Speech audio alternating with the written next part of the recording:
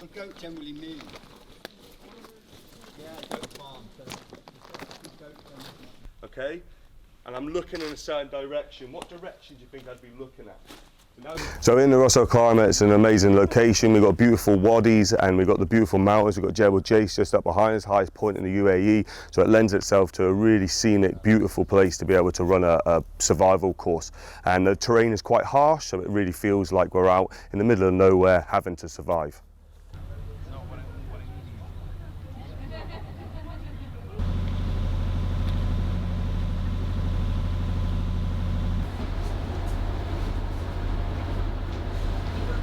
What we're hearing from our guests is, they're looking for escapes. They're looking to do something. They appreciate they can't travel overseas and maybe they can't take 2 or 3 weeks out, but they're looking at new experiences, what they can do for a weekend, what they can do with their families. It's become a real time for families to kind of re-engage with each other and spend time with each other. And he will be the longest serving once he finishes his next term of his. Yesterday, nested out there somewhere. So what you do, guys, this is your pack. So you see there's a bottle of water, so we're going to keep time. We're never going to go back 100% to how we were. I think people have got used to more space. They've got more comfortable with more space, and there's a different feel as well to some of the resorts and how people are interacting with each other, and how much solitariness they want. So I do believe we're never going to go 100% back to the way we were, and that's great because things should change all the time, and I don't think that's necessarily a bad thing. And make sure you're not touching anybody, and just shuffle along if you need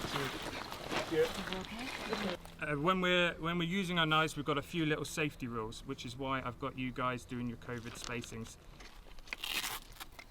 Cool. Yeah, you're chopping potatoes here. We are offering any of our international travelers, while they're in the destination, before they head back home or to hop on a flight, we do offer complimentary PCR testing to them. We do recommend that it's done 92 hours prior to departure.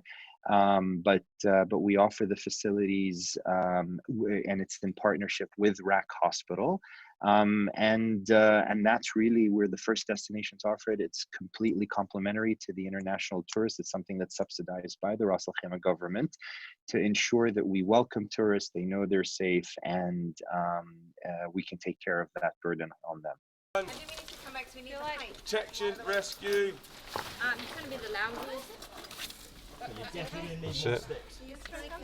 There you go. Whoa, look at that. Nailed it. That's it. So start off with them.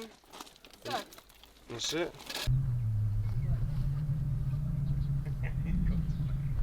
So we've waited onto this belay plate, and then ready now? Alright, so here's and there's a fella down there. You aim for him so that if you do fall, he's pushing on him. He'll give you a soft landing. Like I say, you're in control of how fast you go down here, but speedy is more fun. Yeah. Where there's a whole culture shift where people are starting to go back outdoors now, and I think it's the fact that people want to be put out of their comfort zone now, and that's what we try and do. We try and take everyone to their sort of limit of where they feel like they're uncomfortable, and then we can push them, and then people believe in after the course that they're actually capable of a lot more than what they think they are. So we're all going to take a couple each.